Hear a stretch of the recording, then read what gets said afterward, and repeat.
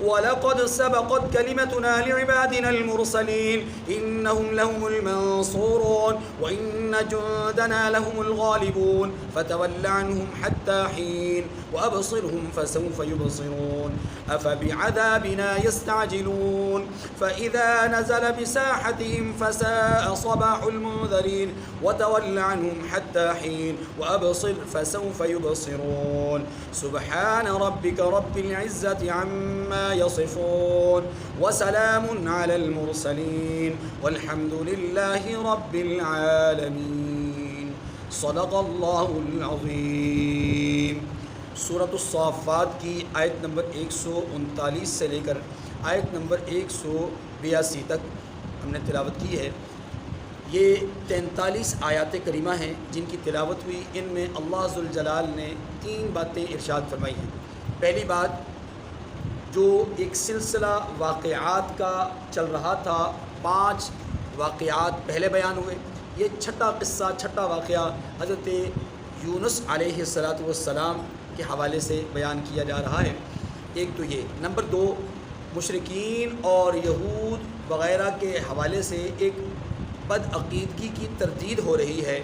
Number 3، اللہ رب العزت اپنے ہاں موجود فرشتوں کی اور اپنی دوسری مخلوق جنات کے حوالے سے کچھ وضاحت ارشاد فرماتے ہیں۔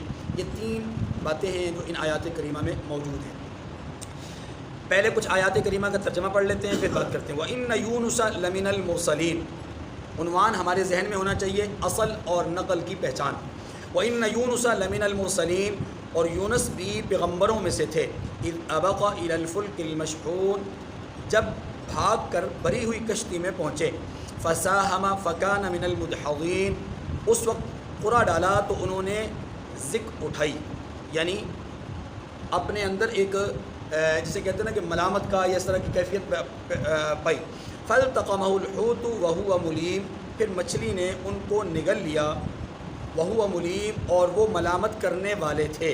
فَلَوْلَا أَنَّهُ كَانَ مِنَ الْمُسَبِّحِينَ لَلَبِثَ فِي بَطْنِهِ إِلَى يَوْمِ يُبْعَثُونَ، پھر اگر وہ پاکی بیان نہ کرتے، یعنی اللہ کی تسبیح نہ کرتے، اس روز تک کہ لوگ دوبارہ زندہ کیے جائیں گے اسی کے پیٹ میں رہتے۔ فَنَبَذْنَاهُ بِالْعَرَاءِ وَهُوَ سَقِيمٌ، پھر ہم نے ان کو جب کہ وہ بیمار تھے فراخ میدان میں ڈال دیا۔ وَأَنبَتْنَا عَلَيْهِ شَجَرَةً مِّن يَقْطِينٍ، اور ان پر کدو کا درخت اگایا۔ وَأَرْسَلْنَاهُ إِلَى مِائَةِ أَلْفٍ أَوْ يَزِيدُونَ، اور ان کو 1,00,000 یا اس سے زیادہ لوگوں کی طرف پیغمبر بنا کر بھیجا۔ فَآمَنُوا فَمَتَّعْنَاهُمْ إِلَىٰ حِينٍ، سو ہم بھی تو وہ ایمان لائے، سو ہم بھی ان کو ایک مقرر وقت تک فائدہ دیتے رہے۔ سو وہ ایمان لائے سو ہم بھی ان کو ایک وقت مقرر تک فائدہ دیتے رہے۔ یہ حضرت یونس علیہ السلام اور ان کی قوم کا واقعہ بیان کیا جا رہا ہے۔ یہ تاریخ انسانیت کا اکلوتا واقعہ ہے، کسی بھی قوم کے ساتھ پیش آنے والا اکلوتا واقعہ ہے، اکیلا واقعہ۔ واقعہ کیا ہے؟ حضرت یونس علیہ السلام کی بعثت ہوئی عراق کے صوبہ موصل میں، اور اس کے اندر ایک دریا ہے، دریائے فرات، اس کے کنارے کنارے پر ایک مشہور شہر نینوا ہے، وہاں ان کی پیدائش ہوئی اور وہاں ان کی بعثت ہوئی۔ ان کی پیدائش ارض شام و فلسطین میں ہوئی تھی۔ بنیادی طور پر یہ فلسطین میں رہنے والے تھے۔ اللہ رب العزت نے ان کو عراق کے صوبہ موصل کے مشہور شہر نینوا میں مبعوث فرمایا۔ اس شہر میں لوگ متمدن تھے، خوشحال تھے۔ اکثر و بیشتر انبیاء علیہ السلام کی بعثت ایسے ہی علاقوں میں ہوئی جو علاقے خوشحال تھے، اور اسی خوشحالی کی وجہ سے لوگ تکبر میں، غرور میں، اللہ کی ناشکری میں مبتلا ہوئے، اور پیغمبر آئے اور انہوں نے آ کر کے سمجھایا۔ اب جناب یونس علیہ السلام یہاں پر مبعوث ہوئے، اور آپ نے یہاں پر لوگوں کو شرک کی تردید بیان کی، اللہ کی وحدانیت کی دعوت دی۔ یہاں کی کل آبادی 1,00,000 سے زائد تھی، جیسا کہ آیات کریمہ میں آپ نے ترجمے میں پڑھا۔ بعض حضرات کی رائے یہ ہے کہ اس قوم کی آبادی 1,20,000 سے متجاوز تھی، اور قرآن پاک کی آیت کے مطابق 1,00,000 یا اس سے زائد، اور یہ بالکل بات درست ہے۔ جمہور کی رائے یہی ہے کہ 1,00,000 سے زائد تھی، جو حضرات یہ کہتے ہیں 1,20,000 تعداد تھی، وہ کہتے ہیں بالغ افراد کی تعداد 1,00,000 تھی، نابالغ بچے وغیرہ ملا کر کے 20,000 اس کے اوپر تھے، تو یوں تعداد 1,20,000 سے متجاوز بن جاتی ہے۔ بہرحال قرآنی تصریحات کے مطابق 1,00,000 سے زائد کی آبادی تھی۔ جناب یونس علیہ السلام انہیں تقریباً 40 سال تک دعوت توحید دیتے رہے، شرک کی تردید کرتے رہے، مگر یہ لوگ ماننے کے لیے تیار نہ ہوئے۔ ایک روز اللہ کے پیغمبر حضرت یونس علیہ السلام نے اللہ سے فریاد کی اور ان پر اپنی طرف سے گرفت بھیجنے کی، عذاب یا پکڑ بھیجنے کی یا پکڑ کرنے کی وہ دعا کی۔ اس دعا کرنے کے بعد یونس علیہ السلام نے قوم کو متنبع کیا کہ 3 دن تک تم موج اڑا لو، 3 دن کے بعد تمہارے اوپر آفت اور مصیبت آنے لگی ہے۔ یہ یونس علیہ السلام نے سابقہ جو طریقہ عذاب تھا اللہ کا، اس کو مد نظر رکھ کر کے کہ 3 دن کے اندر اندر عذاب آ جایا کرتا تھا۔ آپ نے بھی دعا کی، یعنی بد دعا کی، اور بد دعا کے بعد جواب تو نہیں آیا، لیکن آپ یہی سمجھے کہ نبی کی بد دعا کو اللہ قبول فرما لیتے ہیں۔ جب بھی کبھی کسی نبی نے کسی قوم کی بد دعا کے لیے الفاظ اختیار کیے، اللہ پاک نے اس بد دعا کو قبول فرمایا۔ آپ نے بھی بد دعائیہ کلمات کہے، 3 دن کا ان کو الٹیمیٹم دیا اور وارننگ دی، اور خود آپ علیہ السلام کے بارے میں یہ لکھا ہے کہ قوم نے آپ کی اس بد دعا کو تھوڑا سا سیریس لیا، لیکن خود ہی سوچنے لگے کہ اگر یونس علیہ السلام ہمارے درمیان رات گزار لیتے ہیں تو پھر یہ محض دھمکی ہے، اور اگر یہ رات ہمارے درمیان گزارتے نہیں، اب کی بات جو رات ہے وہ نہیں گزارتے، تو اس کا مطلب ہے کہ یہ اپنی بات میں سچے ہیں۔ اب یونس علیہ السلام کے دل میں ادھر ایک بات آئی، اللہ نے عذاب بھیجنا ہے، لہٰذا مجھے یہاں اس بستی سے نکل جانا چاہیے۔ اپنے ہی ایک سوچ کے مطابق وہ نکل گئے، اللہ کی طرف سے جواب کا انتظار نہیں فرمایا۔ یاد رکھیے یہاں پر اس پیغمبر کے لیے یا کسی بھی پیغمبر کے لیے کسی بھی قسم کا کمزور اور ہلکا جملہ استعمال کرنا بے صبری کا اور اس طرح کا قطعاً درست نہیں ہے۔ اللہ کے پیغمبر تھے، اللہ کے پیغمبر نے جو سوچا وہ سابقہ سنت اللہ کو مد نظر رکھ کر کے سوچا۔ آپ راتوں رات بستی سے نکل گئے۔ اب ایک کشتی کو دیکھتے ہیں تو آپ اس کشتی میں سوار ہو گئے۔ کشتی چلتے چلتے پانی کے درمیان میں جا کر کے رک جاتی ہے، ایک روایت۔ دوسری روایت یہ ہے کہ ہچکولے کھانے لگ جاتی ہے۔ جو رک جانے والی روایت ہے وہ زیادہ لوگوں نے ذکر کی ہے کہ کشتی رک گئی۔ اب جب کشتی رکی تو کشتی بان نے، جس کو ملاح کہتے ہیں، ملاح نے کہا کہ بھائی کشتی کے اندر یہاں بھی 2 روایتیں، ایک روایت یہ ہے کہ کشتی کے اندر وزن زیادہ ہو گیا ہے، افراد زیادہ ہو گئے ہیں، کسی ایک فرد کو اس کشتی میں سے نکلنا پڑے گا، تب جا کر کے باقی لوگوں کی جان بچ سکے گی۔ لیکن یہ بات کچھ زیادہ عقل کو لگتی نہیں ہے، اس لیے اگر وزن ہی کی بات ہوتی تو پھر پہلے تو کشتی کے ملاح کو سامان پھینکنا چاہیے تھا۔ انسانی جان سامان سے زیادہ قیمتی ہوتی ہے، اسے کہنا چاہیے تھا کہ سامان اٹھا کر پھینک دیا جائے تاکہ وزن ہلکا ہو، اس لیے یہ روایت قابل اعتبار نہیں لگتی۔ البتہ دوسری روایت، کشتی رک گئی اور ملاح نے کہا کہ ایسا لگتا ہے جیسا کہ کوئی غلام ہے جو اپنے آقا سے بھاگ کر کے کشتی میں سوار ہوا ہے، لہٰذا ہم میں سے اگر کوئی ایسا ہے اسے خود بخود کشتی چھوڑ دینی چاہیے تاکہ اس کی وجہ سے باقی لوگ مبتلا مصیبت نہ ہوں۔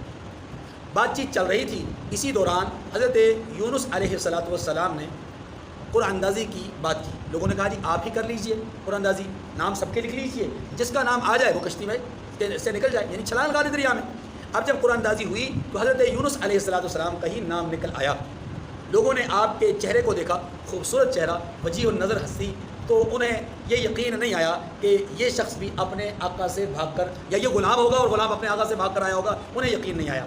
دوبارہ قرآن اندازی ہوئی، پھر آپ کا نام آیا، تیسری بار قرآن اندازی ہوئی، پھر بھی آپ کا ہی نام آیا۔ آپ نے دیکھا کہ اب یہ اللہ کی طرف سے فیصلہ یہی ہے کہ مجھے ہی کشتی چھوڑنی چاہیے، چنانچہ آپ نے اپنے آپ کو ملامت کرتے ہوئے کہ میں نے شاید اللہ کے حکم کا انتظار نہیں کیا، مجھے کرنا چاہیے تھا، میں اپنے آقا، اپنے رب، اپنے مالک کے حکم کے بغیر یا ان کی اجازت کے بغیر بستی سے نکل آیا، لہٰذا مجھے ہی کشتی چھوڑ دینی چاہیے۔ آپ نے چھلانگ لگائی۔ ادھر اللہ کی شان یہ ہے کہ ایک بڑی مچھلی جو کافی دیر سے شاید منہ کھولے کھڑی تھی اور اللہ کی منشائی کچھ ایسی تھی، جناب یونس علیہ السلام نے چھلانگ لگائی تو مچھلی کے منہ میں، اور مچھلی نے ان کو اپنے پیٹ میں جگہ دے دی۔ مچھلی کے پیٹ میں 1 دن، 3 دن، 7 دن یا 40 دن، مختلف روایتوں کے مطابق آپ رہے۔ ادھر بستی کا حال یہ ہوا کہ جب آپ چلے آئے تو بستی کے لوگوں نے صبح دیکھا کہ یونس علیہ السلام بستی میں موجود نہیں، انہیں اندازہ ہو گیا، ساتھ ہی آثار بھی ظاہر ہونا شروع ہو گئے، آسمان میں گہرے سیاہ بادل آنا شروع ہو گئے، اور انہیں ایسا لگا کہ شاید اب کوئی طوفان، کوئی عذاب، کوئی مصیبت ہمیں آن پکڑے گی۔ سبھی لوگ زور زور سے چلانا شروع ہو گئے، آہوزاری شروع کر دی، گڑ گڑانا شروع کر دیا، رب کے دربار میں معافی تلافی مانگنا شروع کر دی، اور ساتھ ہی حضرت یونس علیہ السلام کی تلاش بھی شروع کر دی. جناب یونس تو نہ ملے لیکن اس قوم نے مشترکہ طور پر اللہ کے دربار میں گڑ گڑا کر کے معافی مانگنا شروع کر دی. یہ تاریخ انسانیت کا اکلوتا واقعہ ہے کہ کسی قوم نے عذاب کے آثار دیکھ کر اللہ سے معافی مانگی ہو اور اللہ پاک نے ان کو معاف کر دیا ہو، عذاب کو واپس ڈال دیا. عذاب ٹل گیا، اس قوم نے اللہ کا شکر ادا کیا اور ساتھ پریشان بھی رہے کہ ہماری وجہ سے یونس علیہ السلام کو تکلیف ہوئی، اب وہ کہاں ہوں گے معلوم نہیں. ادھر اللہ نے انتظام کیا کہ یونس علیہ السلام مچھلی کے پیٹ میں ہے، اور مچھلی کے پیٹ میں جاتے ہی جناب یونس علیہ السلام نے اللہ کی تسبیح شروع کر دی. لا الہ الا انت سبحانک انی کنت من الظالمین، سورۃ الانبیاء میں یہ آیت کریمہ ہم پڑھ چکے ہیں. جناب یونس علیہ السلام کی اس تسبیح کے کلمات کو اللہ ذوالجلال نے تو سنا ہی سنا، لیکن اللہ کے عرش کے گرد فرشتوں نے بھی ان کلمات کو سنا اور اللہ سے عرض کی کہ یا اللہ یہ جو نحیف اور کمزور قسم کی آواز ہے اور آپ کی تسبیح پر مشتمل کلمات ہیں، یہ کون پڑھ رہا ہے، کہاں پڑھ رہا ہے؟ اللہ رب العزت نے فرمایا کہ یہ ہمارے بندے یونس کی بیان کردہ تسبیح ہے جو ہماری تقدیس اور تحمید پر مشتمل ہے، ہماری تسبیح پر مشتمل ہے. جناب یونس علیہ السلام کے متعلق فرشتوں نے جب یہ سنا تو فوراً پوچھا کہ یا اللہ کیا یہ وہی یونس علیہ السلام ہے کہ جن کے اعمال ہر روز آپ کے سامنے پیش کیے جاتے ہیں، یعنی آپ تک پہنچائے جاتے ہیں؟ اللہ رب العزت نے فرمایا ہاں میرے فرشتوں یہ وہی یونس ہیں اور اس وقت مچھلی کے پیٹ میں ہے اور مجھے یاد کر رہے ہیں. پھر روایت میں آتا ہے کہ اللہ رب العزت نے فرمایا کہ پھر مجھ پر بھی لازم ہے کہ میں اپنے اس بندے کی حفاظت کروں. چنانچہ مچھلی نے آپ کو دریا کے کنارے پر دور ایک میدان میں اگل دیا، یوں مچھلی باہر نکلی، آپ کو اگلا، آپ باہر آ گئے. آپ کے جسم میں ہڈیاں سلامت تھیں، آپ کی جو روح تھی ظاہر جسم کے اندر موجود تھی، لیکن آپ کے جسم پر جو گوشت اور کھال وغیرہ کا معاملہ تھا وہ انتہائی زیادہ نرم ہو چکا تھا. مچھلی کے پیٹ کی گرمائش کی وجہ سے وہ انتہائی زیادہ نرم. اللہ رب العزت نے دوسرا انتظام اپنی شان قہاری سے یہ کیا کہ جیسے ہی مچھلی نے ان کو وہاں یعنی سمندر کے کنارے پر اگل دیا، سبزی کی بیل جو ہے اللہ تعالیٰ نے اگا دی، اس کے پتے چونکہ بڑے بڑے ہوتے ہیں اور وہ سائبان کی طرح آپ پر آ گئی، جس سے آپ کے نرم و نازک جسم کو دھوپ کی تپش اور حرارت سے بچانا مقصود تھا. ادھر دوسرا انتظام اللہ رب العزت نے اپنے اس بندے کے لیے یہ کیا کہ ایک ہرن کو بھیجا اور وہ ان کے پاس آئی اور اس کا دودھ حضرت یونس علیہ السلام نے استعمال فرمایا اور یوں آپ کو غذائی قوت اور غذائی اجناس سے بھی اللہ تعالیٰ نے مستفید فرمایا. پھر اللہ رب العزت نے آپ کے جسم کو پہلی حالت میں منتقل فرمایا اور آپ مضبوط جسم کے ساتھ واپس اپنی بستی کی طرف اب رواں دواں ہیں. کیوں؟ اس لیے کہ اللہ رب العزت نے حکم فرمایا کہ اے یونس آپ اپنی بستی کی طرف جائیے، آپ کی بستی کے لوگ آپ کا انتظار کر رہے ہیں. جناب یونس علیہ السلام کے لیے حیرت بھی تھی، حیرانگی بھی تھی، اور لیکن ساتھ ساتھ یہ بھی تھا کہ اللہ کی ذات پر کامل یقین تھا کہ جس رب نے مجھے مچھلی کے پیٹ میں پہنچایا، وہاں سے بچایا، زمین پر اگلوایا اور اس پر بیل اگوائی اور اس کے ساتھ ساتھ مجھے میرے لیے ہرن کو بھیجا غذا کے طور پر، تو کیا وہ رب میری قوم کے لوگوں کو عذاب سے بچا نہیں سکتے؟ یقیناً وہی بچانے والے ہیں. ہو نہ ہو کوئی نہ کوئی ایسا معاملہ ہوگا میری قوم کا کہ جو اللہ کو پسند آیا ہوگا. چنانچہ یونس علیہ السلام جب اپنی بستی کی طرف روانہ ہوئے تو کسی نے دور سے دیکھا کہ وہ یونس آ رہے ہیں، وجیح النظر، وجیح الصورت، شخصیت جو ہے وہ تشریف لا رہے ہیں. تو لوگ دوڑتے ہوئے آپ کی طرف آگے آئے اور آپ کا استقبال کیا. ان کے آنے کا انداز اور ان کے بولنے کا انداز بتلا رہا تھا کہ وہ حملہ آور نہیں ہے بلکہ خوشی کا اظہار کر رہے ہیں. چنانچہ یونس علیہ السلام اس قوم کے درمیان میں گئے اور سارے حالات سے آگاہ ہوئے، سارے حالات سے اندازہ کیا. اللہ پاک نے سورہ یونس پوری ایک سورہ مبارکہ حضرت یونس علیہ السلام کے نام سے موسوم کر کے اتاری ہے. اسی سورہ مبارکہ میں یہ آیت کریمہ ہے فلولا كانت قرية آمنت فنفعها ایمانها الا قوم یونس. کسی قوم کا آخری وقت میں ایمان لانے کا اعتراف کرنا اللہ کے ہاں قابل قبول نہیں ہوا الا قوم یونس، سوائے کس کے؟ قوم یونس کے. اب سوال یہ ہے کہ حضرت یونس علیہ السلام کی قوم کے اس طرز کو، اس انداز کو اللہ نے کیوں قبول فرمایا؟ حالانکہ آخری وقت میں تو ایمان فرعون بھی لے کر آیا، اسی سورہ یونس میں موجود ہے، اسی سورہ یونس میں موجود ہے کہ فرعون بھی ایمان لایا، لیکن اللہ نے اس کے ایمان کو قبول نہیں کیا، یونس علیہ السلام کے ایمان کو قبول کر لیا. یونس علیہ السلام کی قوم کے ایمان کو اللہ نے قبول کر لیا.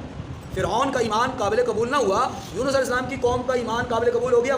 وجہ اس کی یہ ہے، دیکھیے ایک ہے عذاب کا آنا، ایک ہے عذاب کے آثار کا پیدا ہونا. یونس علیہ السلام نے 3 دن کی مہلت دی تھی اور ان 3 دنوں میں اللہ کی طرف انابت اور رجوع کی بات کی تھی، نہیں تو پھر عذاب آئے گا. انہوں نے رجوع کر لیا، انہوں نے انابت کر لی، شرط کو مان لیا، اللہ کے پیغمبر کی بات کو مان لیا. ہاں اللہ کے پیغمبر وقت سے پہلے اللہ کی اجازت کے بغیر، اللہ کی طرف سے اشارے کے بغیر تشریف لے گئے، اللہ کے پیغمبر تشریف لے گئے، لیکن قوم نے اس اشارے کو کافی سمجھا. اب یہ اشارہ تھا، عذاب نہیں تھا. جتنی بھی قومیں ایمان کا اظہار کرتی رہیں، ان تمام اقوام میں نے یا تمام افراد نے بشمول فرعون اور اس کی قوم نے، انہوں نے عذاب کو دیکھا تو ایمان قبول کیا. اور یاد رکھیے نزا کے عالم میں ایمان قبول نہیں کیا جاتا. ہاں حالت نزا میں پہنچنے سے پہلے، یعنی عذاب کے نازل ہونے سے پہلے اگر کوئی آدمی ایمان قبول کرتا ہے تو اس کا ایمان قبول کیا جائے گا. جیسا کہ حضرت یونس علیہ السلام، اللہ پاک نے یہی بات بیان فرمائی کہ لوگوں کو جب متنبع کیا گیا تو انہوں نے اس تنبیہ سے فائدہ اٹھا کر کے توبہ کیوں نہیں کی جیسا کہ یونس علیہ السلام نے کی قوم نے کی. دیکھیے تو یہاں پر اللہ تبارک و تعالیٰ نے ارشاد فرمایا کہ ہم نے یونس علیہ السلام کو مرسلین میں سے بھیجا. اذ ابق الی الفلک المشحون، جب وہ بھاگ کر بری ہوئی کشتی میں پہنچے.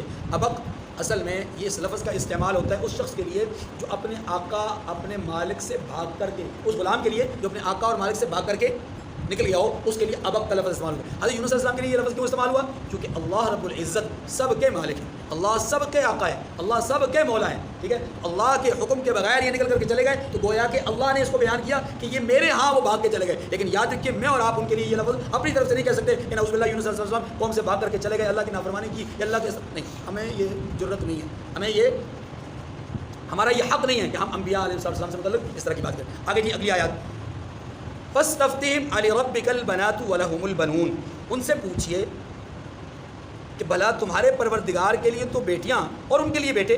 ام خلقنا الملائکۃ اناثا وہم شاہدون، یہ دوسری بات ہے. پہلی بات ختم ہو گئی قصہ یونس، یا ہم نے فرشتوں کو عورتیں بنایا اور وہ موجود تھے. الا انہم من افکہم لیقولون، دیکھو یہ اپنی جھوٹی بنائی ہوئی بات کہتے ہیں. ولد اللہ وانہم لکاذبون، یہ کہتے ہیں کہ اللہ کے ہاں اولاد ہے، کوئی شک نہیں کہ یہ جھوٹے ہیں. اصطفى البنات علی البنین، کیا اس نے بیٹوں کی نسبت بیٹیوں کو پسند کیا ہے. ما لکم، تم کیسے ہو. کیف تحکمون، یعنی تم کون لوگ ہو، کیسے لوگ ہو. کیف تحکمون، کس طرح کا فیصلہ کرتے ہو. افلا تذکرون، بھلا تم غور کیوں نہیں کرتے. ام لکم سلطان مبین فاتوا بکتابکم ان کنتم صادقین، یا تمہارے پاس کوئی صریح دلیل ہے، اگر تم سچے ہو تو اپنی کتاب پیش کرو، یعنی وہ دلیل لے کر آؤ.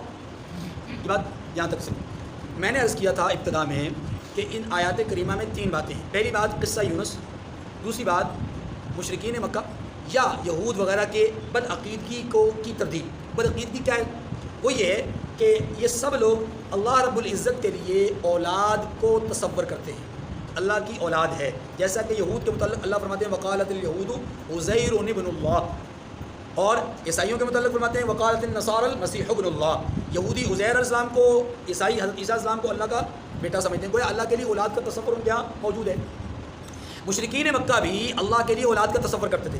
یہاں بنیادی طور پر تردید ہے مشرکین مکہ کی، لیکن ضمناً یہودی اور عیسائی سارے لوگ آ جاتے ہیں. وہ تمام اقوام، وہ تمام افراد جو اللہ کے لیے اولاد کا تصور کرتے ہیں سبھی اس میں ضمن آئے. لیکن بنیادی طور پر مخاطب کون ہے؟ ابھی ان آیات میں مخاطب ہے مشرکین مکہ. اب مشرکین مکہ کا عقیدہ کیا تھا؟ مشرکین مکہ کا عقیدہ یہ تھا کہ اللہ رب العزت کے ہاں اولاد ہے، ایک بات. دوسری بات یہ کہ اولاد بھی اس کے ہاں بیٹیاں ہیں، بیٹے نہیں، یعنی اس کی بیٹیاں ہیں بیٹے. اور یہ بیٹیوں کا جو تصور ہے ان کا، وہ کس مخلوق کے لیے تھا؟ فرشتوں کے لیے. گویا وہ یہ سمجھتے تھے کہ فرشتے اللہ کی اولاد ہیں اور اللہ کی بیٹیاں ہیں. اللہ رب العزت نے یہاں ان کو اسی بات پر تنبیہ کی ہے، ڈانٹا ہے، ان کو فکر دلائی ہے کہ بدبختو، تم اللہ کے لیے اولاد تصور کرتے ہو. پہلی بات تو یہ ہے کہ یہ بات ہی غلط ہے. پھر اولاد بھی وہ جو تمہیں خود پسند نہیں. وَإِذَا بُشِّرَ أَحَدُهُمْ بِالْأُنثَىٰ ظَلَّ وَجْهُهُ مُسْوَدًّا وَهُوَ كَظِيمٌ، مجلس میں بیٹھا ہوا کوئی آدمی مشرکین میں سے، اسے خبر مل جائے کہ تیرے ہاں گھر میں بیٹی پیدا ہوئی ہے، أَمْ يَدُسُّهُ فِي التُّرَابِ، یہ اس کا چہرہ ظَلَّ وَجْهُهُ، اس کا چہرہ سیاہ ہو جاتا ہے مسودہ، اور یہ اپنے اندر گھٹن محسوس کرتا ہے. دوسری آیت کریمہ میں آئے أَمْ يَدُسُّهُ فِي التُّرَابِ، کہ اس کے تصور اور خیال میں یہ باتیں گردش کرنا شروع ہو جاتی ہیں کہ وہ اس بچی کو زندہ درگور کر دے گا، زمین میں جو ہے وہ دفن کر دے گا. اپنے لیے تو تم بچی کو ذلت کا باعث سمجھتے ہو، اپنے چہرے کی تبدیلی کا باعث سمجھتے ہو، اپنے لیے جو ہے وہ جس میں رسوائی کا باعث سمجھتے ہو، اور تم وہی بچی اللہ کے لیے تصور کرتے ہو کہ مالک اور خالق کے ہاں اولاد ہے اور اولاد بھی بچی ہے. ما لکم کیف تحکمون اصطفى البنات علی البنین، تم اللہ کے لیے اولاد تصور کرتے ہو اور اولاد بھی اس کے لیے چنتے کہ کیا ہو؟ بیٹوں کی بنسبت بیٹیاں، جو کہ تمہیں خود پسند نہیں. پہلی بات اللہ تبارک و تعالیٰ نے یہاں پر یہ بیان فرمائی کہ جب اللہ بیٹیاں پیدا کر رہا تھا، اللہ بیٹیاں تمہارے قول کے مطابق اللہ جب فرشتوں کو بیٹیاں پیدا کر رہا تھا تو کیا تم وہاں موجود تھے؟ نمبر 2، تم اللہ پر جھوٹ بولتے ہو جب کہ تمہیں یہ جھوٹ عام لوگوں پر بولتے ہوئے بھی زیب نہیں دیتا، جبکہ اللہ کے اوپر جھوٹ بول رہے ہو۔ تیسری بات، اللہ کے لیے تم بیٹیوں کو بیٹوں پر ترجیح دے رہے ہو اور اپنے لیے بیٹوں کو بیٹیوں پر ترجیح دے رہے ہو، یہ الٹا تصور جو ہے یہ بھی سمجھ میں نہیں آیا۔ نمبر 4، اگر تمہارے پاس کوئی اس بات پر اس کے وزن پر کوئی دلیل موجود ہے کہ اللہ کے ہاں اولاد ہے اور اولاد بھی بیٹیاں ہیں، تو پھر تم ایسا کرو کہ کوئی دلیل تمہارے پاس موجود ہے تو فَأْتُوا بِكِتَابِكُمْ، وہ کتاب لے آؤ، وہ دلیل لے کر آؤ۔ لیکن حقیقت یہ ہے کہ تمہارے پاس نہ دلیل ہے، نہ تم وہاں موجود تھے، نہ ہی تم جن کو اللہ کے لیے اولاد تصور کر رہے ہو خود کو اپنے لیے پسند کرتے ہو، تو پھر تمہاری یہ ساری باتیں مَا لَكُمْ كَيْفَ تَحْكُمُونَ، تمہیں کیا ہو گیا، تم کس قسم کے فیصلے کرتے ہو، کیسی باتیں کرتے ہو۔ یہ بات اب اسی کے تناظر میں سمجھیے، جب مشرکین یہ باتیں کیا کرتے تھے تو ایک روز ایسا ہوا، ایسی ہی کسی مجلس کے پاس سے حضرت ابوبکر صدیق رضی اللہ تعالی عنہ گزر رہے تھے۔ مشرکین کی زبان سے اس طرح کے جملے سنے تو حضرت ابوبکر صدیق رضی اللہ تعالیٰ عنہ نے انہیں سمجھانے کے لیے ایک سوال چھوڑا کہ اگر تم اللہ کے لیے بیٹیاں تصور کرتے ہو، اولاد تصور کرتے ہو، تو پھر لازماً ان کے لیے کوئی ماں بھی تو ہوگی نا۔ اگر تم نے تصور کر لیا ہے بیٹیاں تو ان کے لیے ماں بھی تو وہ ماں کون ہے؟ انہوں نے برجستہ جواب دیا کہ وہ تو جنیاں عورتیں ہیں یا جنات میں سے ہیں جو اللہ کی بیویاں ہیں اور فرشتوں کی مائیں ہیں۔ اللہ پاک نے اس کا جواب اگلی آیت کریمہ میں دیا، وَجَعَلُوا بَيْنَهُ وَبَيْنَ الْجِنَّةِ نَسَبًا، انہوں نے اللہ اور جنوں میں بھی رشتہ مقرر کر دیا۔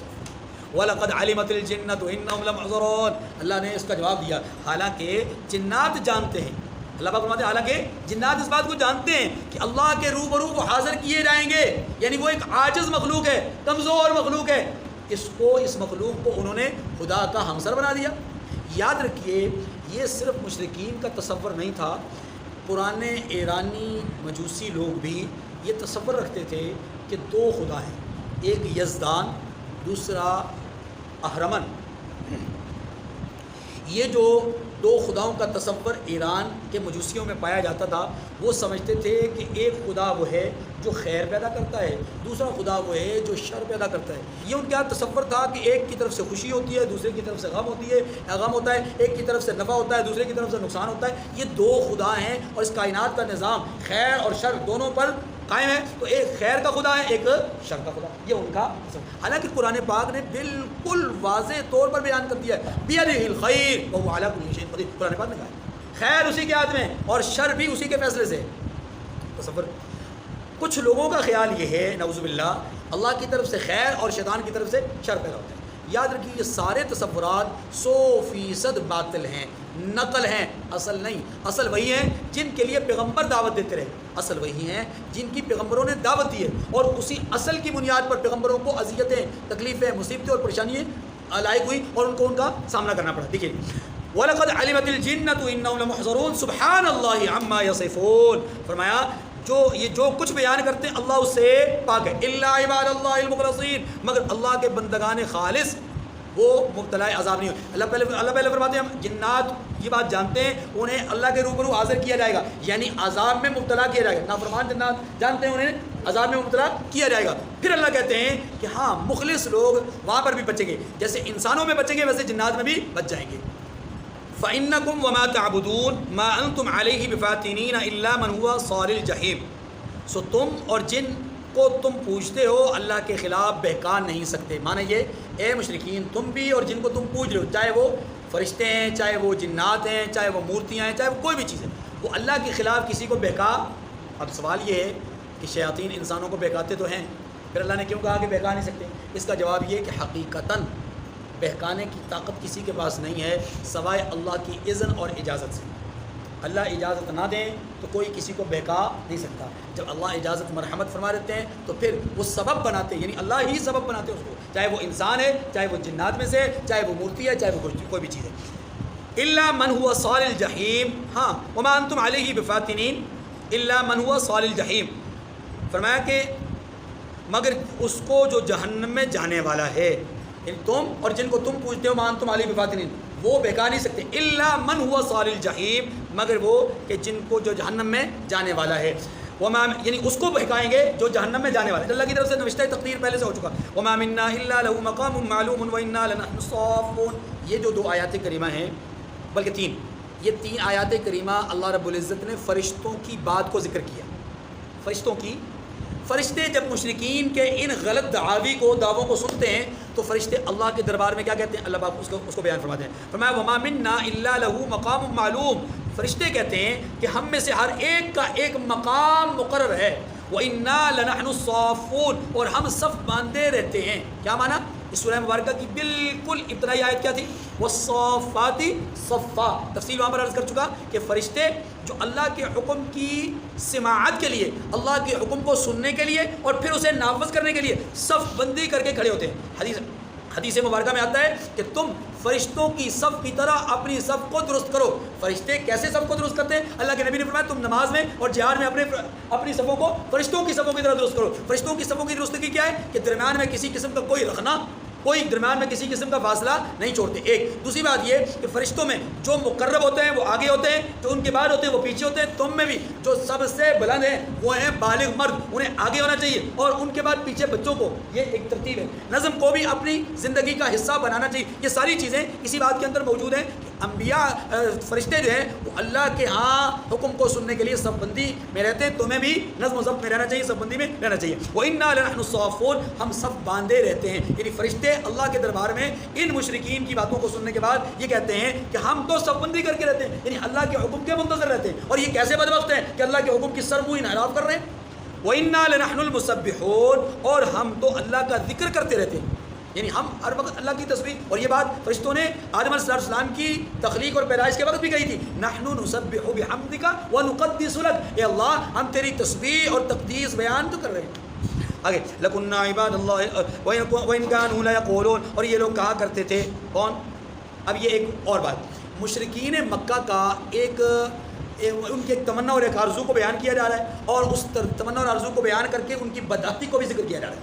یہ بات ہم سورہ فاطر کے آخر میں بھی پڑھ چکے. وہ کیا تھا؟ وَأَقْسَمُوا بِاللَّهِ جَهْدَ أَيْمَانِهِمْ لَئِن جَاءَهُمْ نَذِيرٌ لَيَكُونُنَّ أَهْدَىٰ مِنْ إِحْدَى الْأُمَمِ. قسمیں کھایا کرتے تھے کہ یہ یہودی ان کے پاس کتاب موجود ہے، ان کی نسبت ایک نبی کی طرف ہے، وہ عیسائی ان کی نسبت نبی کی طرف ہے، کتاب کی طرف. اگر ہمارے درمیان کوئی نبی آ گئے، ہمارے درمیان کوئی رسول آ گئے تو ہم سب سے پہلے اس نبی اور رسول کی بات کو مانیں گے. قسمیں کھایا کرتے تھے. جب اللہ نے بھیج دیا، اللہ پاک فرماتے ہیں سوائے استکبار کے، سوائے اس نبی کو جھٹلانے کے ان میں کسی چیز کا اضافہ نہیں ہوا. یہاں پر بھی اسی بات کو دوسرے مختلف الفاظ میں ذکر کیا جا رہا ہے. کیا کہ یہ لوگ کہا کرتے تھے لو ان عندنا ذکرا من الاولین، اگر ہمارے پاس اگلوں کی کوئی نصیحت ہوتی، یعنی ہمارے پاس کوئی کتاب ہوتی، کاش کہ ہمارے پاس بھی کوئی کتاب ہوتی، لکنا عباد اللہ المخلصین تو ہم اللہ کے خالص بندے ہوتے، ہم یہ شرک نہ کرتے. گویا اس بات کا وہ بھی اعتراف کر رہے ہیں کہ ہم کیا کر رہے ہیں؟ غلط کر رہے ہیں. اس جملے نے بتایا اللہ کا یہ کلام کتنا بلیغ اور کتنا فصیح ہے. اس جملے نے بتلا دیا کہ گویا ان کو اس بات کا اعتراف ہے کہ ہم غلط ڈگر پہ چل رہے ہیں. ہم ڈکیٹی کرتے ہیں، ہم عورتوں کی عصمت دری کرتے ہیں یا ان کو نیلامی کرتے ہیں، ان کے پیسوں کو کھاتے ہیں، ہم ہی جو ہے وہ ننگا ہو کر کے طواف کرتے ہیں، ہم ہی لوگوں پر ظلم کرتے ہیں. ہم یعنی یہ ساری جو ان کے اندر بد اخلاقیاں تھیں ان کا گویا کہ وہ اعتراف کر رہے ہیں. اللہ پاک فرماتے ہیں لَكُنَّا عِبَادَ اللَّهِ الْمُخْلَصِينَ. ان کا دعویٰ یہ تھا کہ اگر ہمارے پاس پچھلوں کی کوئی نصیحت ہوتی، یعنی کتاب ہمارے پاس بھی ہوتی تو ہم پکے مخلص ہوتے. ہاں جی فَكَفَرُوا بِهِ فَسَوْفَ يَعْلَمُونَ. اللہ فرماتے ہیں لیکن اس سے کفر کرتے ہیں سو ان قریب ان کو معلوم ہو جائے گا. یعنی جب وہ نصیحت آ گئی، جب وہ کتاب آ گئی، اب اس سے انکار کرنے لگ گئے. کتنے بدبخت لوگ ہیں. وَلَقَدْ سَبَقَتْ كَلِمَتُنَا لِعِبَادِنَا الْمُرْسَلِينَ. اب اللہ نے اپنی بات فرمائی اپنے پیغام پہنچانے والے بندوں سے ہمارا وعدہ ہو چکا ہے. کیا وعدہ ہو چکا ہے؟ إِنَّهُمْ لَهُمُ الْمَنْصُورُونَ. ہم نے پہلے ہی وعدہ کر دیا ہے، ہم اصل کی حفاظت کریں گے، اصل کی مدد کریں گے، اصل کو غالب کریں گے، اصل کے ساتھ ہیں. ہاں نقل کی حفاظت نہیں، نقل کی مدد نہیں، نقل کا غلبہ نہیں، نقل کے ساتھ ہماری کوئی کسی قسم کا کوئی تعلق ہے. واللہ ولی المؤمنین. اللہ ولی ہے مومنوں کا. والکافرین لا مولا لهم. کافروں کا کوئی مولا. یہاں پر اسی بات کو یوں بیان کیا گیا کہ ہم اپنے بندوں کے ساتھ پہلے ہی ہمارا وعدہ ہو چکا ہے کہ وہ منصور ہیں، یعنی ان کے لیے اللہ کی طرف سے نصرت کے وعدے ہیں. دیکھیے ثم ننجی الذین اتقوا. ہم نے بچایا کن کو؟ تقوی اختیار کرنے والوں کو. کیوں؟ اس لیے کہ ہم پر لازم تھا کہ ہم اپنے ماننے والوں کو بچاتے.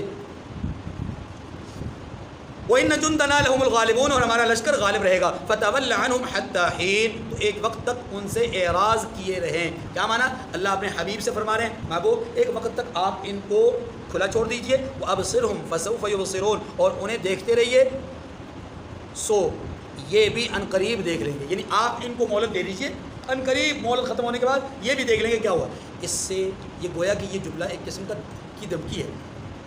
اگر اس کو آپ تھوڑا سا گہرائی سے دیکھیں، اس جملے میں گویا اللہ تبارک و تعالیٰ نے یہ بیان فرما دیا، محبوب ابھی آپ ان کو پر ہاتھ مت اٹھائیں، عنقریب ان کو پتہ چل جائے گا کہ نبی کی مخالفت کرنے کا انجام کیا ہوتا ہے۔ پھر اللہ نے دکھایا، ان کو آنکھوں سے دکھایا، کہاں؟ بدر میں۔ جن لوگوں کو کمزور سمجھ کر، تر نوالا سمجھ کر نگلنا چاہ رہے تھے، وہی لوگ ان کے گلے کی ہڈی بن گئے۔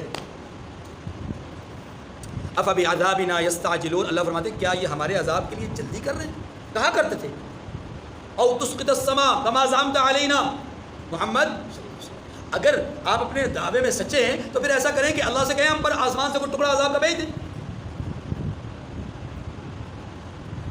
ربنا امطر علينا حجارة من السماء، خود دعائیں کرتے تھے، خود کہتے تھے اے اللہ، اے رب، محمد اگر سچے ہیں اور ان کی دھمکیاں سچی ہیں، ان کی باتیں سچی ہیں، تو پھر آسمان سے ہم پر پتھر برسا دے۔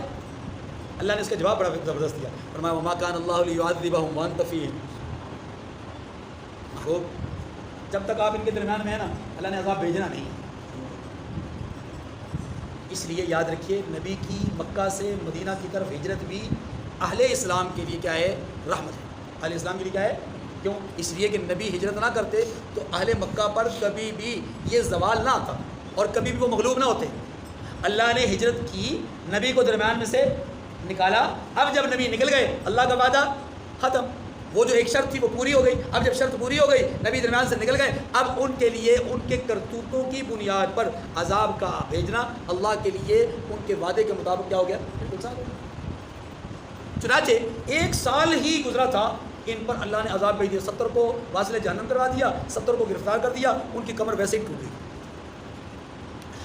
فَإِذَا نَزَلَ بِسَاحَتِهِمْ فَسَاءَ صَبَاحُ الْمُنذَرِينَ، یا اللہ پاک نے ارشاد فرمایا مگر جب وہ ان کے میدان میں آ اترے گا، یعنی عذاب جس کو یہ مانگ رہے ہیں، جب وہ آ اترے گا تو صباح المنذرین، تو جن کو ڈر سنا دیا گیا تھا ان کے لیے دن کی ابتدا بری ہوگی۔ صباح المنذرین، ان کے لیے صبح کا وقت کیا ہوگا؟ برا ہوگا۔ یاد رکھیے اللہ تبارک و تعالیٰ نے جتنی بھی قومیں ہیں ان پر عذاب بھیجا ہے نا، عمومی طور پر عذاب کا وقت ہوتا تھا صبح سویرے کا، صبح اللہ عذاب بھیجتے تھے۔ فَأَصْبَحُوا مِنَ النَّادِمِينَ، انہوں نے صبح اس حال میں کی کہ سوائے پشیمانگی کے ان کے ہاتھ میں کچھ نہیں۔ آپ دیکھیں أَلَيْسَ الصُّبْحُ بِقَرِيبٍ، کیا صبح قریب نہیں؟ اللہ پاک فرماتے ہیں کہ ہم نے جب عذاب بھیجنا ہے نا تو ان کی صبح ان کے لیے بڑی ہی ناموافق ہوتی ہے۔ وَتَوَلَّ عَنْهُمْ حَتَّى حِينٍ، اور ایک وقت تک ان سے منہ پھیرے رہیے۔ وَأَبْصِرْ فَسَوْفَ يُبْصِرُونَ، دوبارہ اس بات کو کہا گیا اور دیکھتے رہیے، یہ بھی عنقریب دیکھ لیں گے۔ پہلی دفعہ دیکھنا دنیاوی عذاب کی طرف اشارہ ہے، دوسری دفعہ دیکھنا آخرت کے عذاب کی طرف اشارہ ہے۔ یہ الفاظ ایکسٹرا نہیں ہیں، یاد رکھیے۔ پہلی دفعہ کہا گیا کہ آپ دیکھیے، یہ بھی دیکھ لیں گے، یہ دنیا کی طرف اشارہ ہے۔ آپ ابھی ان کو دیکھتے رہیے، یہ کیا کر رہے ہیں۔ آپ جب ان کے درمیان سے نکلیں گے ان پر عذاب آ جائے گا، یہ اپنی آنکھوں سے دیکھیں گے، انہوں نے دیکھ لیا۔ اب دوسرا کیا ہے؟ دوسرا یہ کہ آپ دیکھتے رہیے، یعنی آپ ان کو ڈھیل دے دیجیے، ہم نے بھی ڈھیل دے دی ہے، اس کا انجام ہی آخرت میں دیکھ لیں گے۔ سبحان ربک رب العزت عما یصفون، جو کچھ یہ بیان کرتے ہیں آپ کا پروردگار جو عزتوں والا ہے اس سے پاک ہے۔ یہ پوری سورہ مبارکہ کا خلاصہ ان 3 آیتوں میں ہے۔ عزتوں کا مالک کون؟ اصل بھی وہی ہے۔ جن کو تم پوچھتے ہو وہ عزتیں رکھتے ہی نہیں ہیں، نہ ہی وہ اصل ہے۔ اچھا عزت ہے کن کے لیے؟ اللہ کے لیے، اللہ کے بندوں کے لیے۔ اللہ اصل عزت والے اور اللہ عزت دینے والے اپنے مرسلین کو، اپنے بندوں کو، اسی کی طرف اشارہ فرمایا وَسَلَامٌ عَلَى الْمُرْسَلِينَ، اور پیغمبروں پر سلام ہو۔ توحید اصل ہے اور توحید کی دعوت دینے والے اصل ہیں۔ شرک نقل ہے اور شرک کی تردید کرنے، شرک کے اپنانے والے نقل ہیں۔ اللہ پاک نے پوری سورہ مبارکہ کو 2-3 آیتوں میں سبمٹ کر دیا۔ فرمایا والحمدللہ رب العالمین، اور ہر طرح کی تعریف رب العالمین کے لیے ہے۔